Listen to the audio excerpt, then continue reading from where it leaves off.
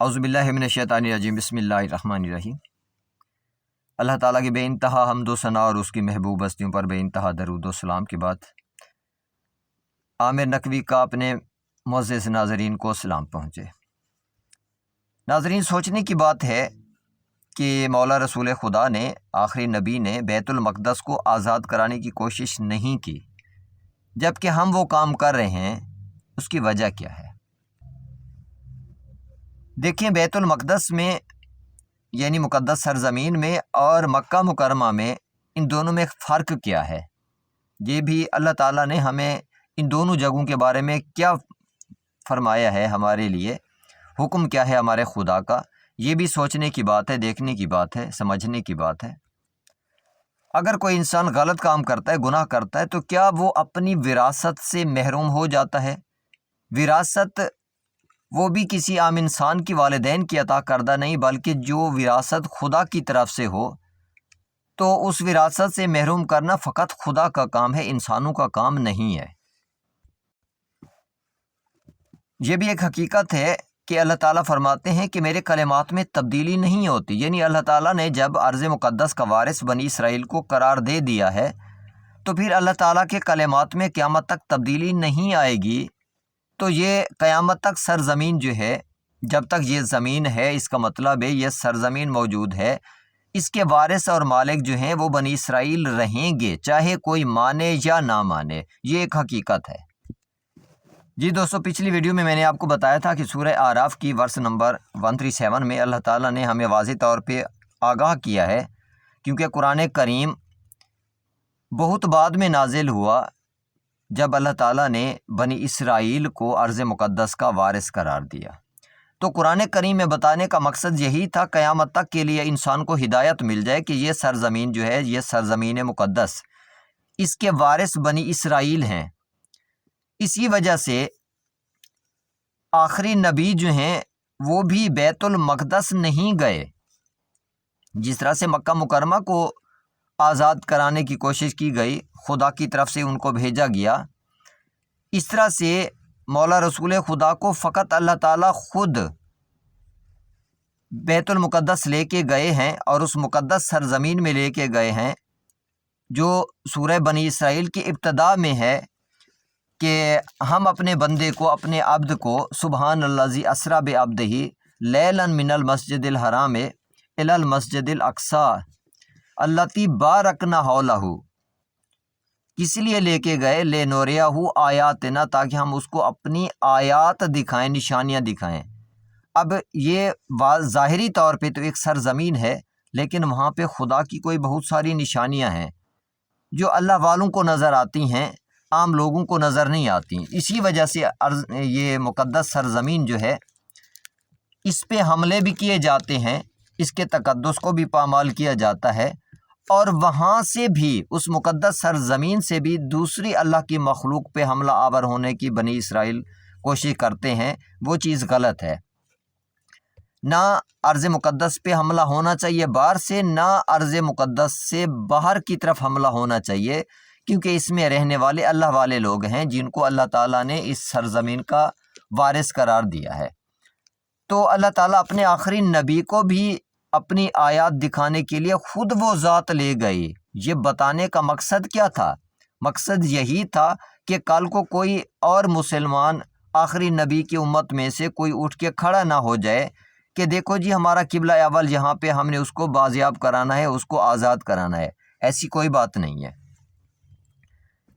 اس کے بعد جو خدا کی وراثت ہے، خدا نے جس کو وارث بنا دیا ہے، وہ کسی انسان کے حق کی بات نہیں ہے کہ اس پہ حملہ آور ہو یا اس وراثت کو چھیننے کی کوشش کرے۔ ہاں، سوچنے کی بات یہ ہے کہ بنی اسرائیل جب اس کے وارث ہیں، تو اس ملک کے حوالے سے بنی اسرائیل کا جو ملک اپنے آپ کو یہ لوگ کہتے ہیں، اسرائیل جس کا نام رکھا ہوا ہے، پھر اس میں رہائش کے حوالے سے، وہاں پہ حکمرانی کے حوالے سے حق کن لوگوں کا ہے؟ تو یقینی طور پہ بنی اسرائیل کا ہے۔ اب بنی اسرائیل کے لوگ جو ہیں فقط یہودی نہیں ہیں، یہودی نہیں، بلکہ بنی اسرائیل میں سے کچھ کرسچینٹی بھی قبول کر چکے، کچھ اسلام بھی قبول کر چکے آخری نبی کے۔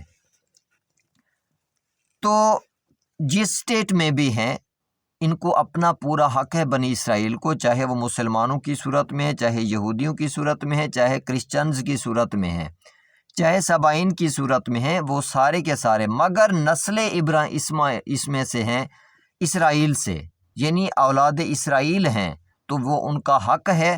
ہمیں کوئی حق نہیں پہنچتا اسرائیل پہ حملہ کرنے کے حوالے سے، اس مقدس سرزمین کی حرمت کو پامال کرنے کے یا اس کو تسلیم نہ کرنے کا،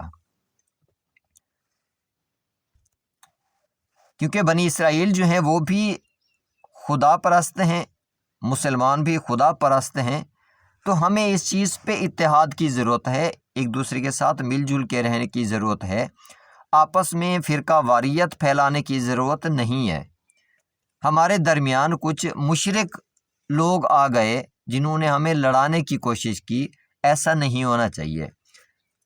فرقہ واریت کی بنیاد پہ، حالانکہ اللہ تعالیٰ نے منع کیا ہے کہ فرقوں کو دوست نہیں بنانا، کیونکہ قرآن کریم کی آیات ہیں کہ یہود و نصارہ کو دوست نہ بنانا، یعنی ان سے اپنے آپ کو محفوظ رکھنا ہے تم نے۔ یہود و نصارہ کیا ہیں؟ فرقے ہیں۔ نسل ہے بنی اسرائیل، اس سرزمین مقدس کے مالک اور وارث ہیں کون؟ بنی اسرائیل ہیں۔ یہود و نصارہ کی بات نہیں ہو رہی، یہ فرقے ہیں۔ تو بنی اسرائیل چاہے جس فرقے سے تعلق رکھتے ہیں، ان کے وارث، اس سرزمین کے وارث کون ہیں؟ بنی اسرائیل ہیں، چاہے مسلمان ہو گئے جو، چاہے جو عیسائی ہو گئے، کرسچنز ہو گئے، چاہے ان میں سے میجارٹی جو ہے وہ جیوز ہیں، یہودی ہیں، کیونکہ سورہ اعراف کی ورس نمبر 157 میں بھی یہ چیز واضح ہو گئی ہے کہ کافی سارے بنی اسرائیل ایسے بھی ہیں جو مسلمان ہو گئے تھے، ان کا حق ہے، وہ بنی اسرائیل جو مسلمان ہو گئے تھے ان کا بھی حق ہے اسرائیل میں، اسی طرح سے جس طرح سے اس آیت میں اللہ تعالیٰ فرماتے ہیں کہ بسم اللہ الرحمن الرحیم، الذین یتبعون الرسول النبی الامی الذی یجدونہ مکتوبا، جو اس امی نبی کی، مکہ والے نبی کی پیروی کرتے ہیں، رسول کی پیروی کرتے ہیں، وہ اس کو لکھا ہوا پاتے ہیں عندہم فی التوراۃ والانجیل، تورات اور انجیل میں۔ تورات اور انجیل کس میں نازل ہوئی؟ بنی اسرائیل میں، حضرت موسیٰ علیہ السلام پہ، حضرت عیسیٰ علیہ السلام پہ۔ تو بنی اسرائیل پہ جو کتابیں نازل ہوئیں ان میں وہ لوگ، وہ بنی اسرائیل اس چیز کو لکھا ہوا پاتے ہیں کہ تم نے آخری نبی، امی نبی کی پیروی کرنی ہے۔ اور اس آیت کے لفظ الذین یتبعون، جو اتباع کرتے ہیں، جو آخری نبی کی، امی نبی کی، رسول کی اتباع کرتے تھے، اس کا مطلب ہے وہ بنی اسرائیل مسلمان ہو گئے تھے۔ تو اسرائیل پہ حق فقط بنی اسرائیل کا ہے۔ بنی اسرائیل میں قرآن کریم کی یہ ہسٹری ہمیں بتاتی ہے کہ یہ ان میں سے کچھ مسلمان بھی ہیں، ان میں سے کچھ کرسچنز بھی ہیں، ان میں سے کچھ یہودی بھی ہیں، یعنی ان سب کا حق ہے اسرائیل پہ، جو ایک مقدس سرزمین کو نام دیا ہوا ہے انہوں نے ایک ملک کا، اسرائیل کا۔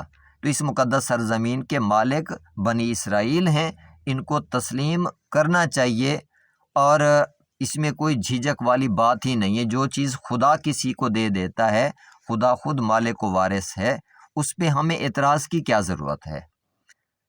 تو اسرائیل کو بھی چاہیے کہ کسی انسان کے لیے نیگیٹیوٹی نہ سوچے، اور یہاں سے بھی جو اللہ والے ہیں، جو مسلمان ہیں، ان کو بھی چاہیے کہ ارض مقدس کا احترام کریں۔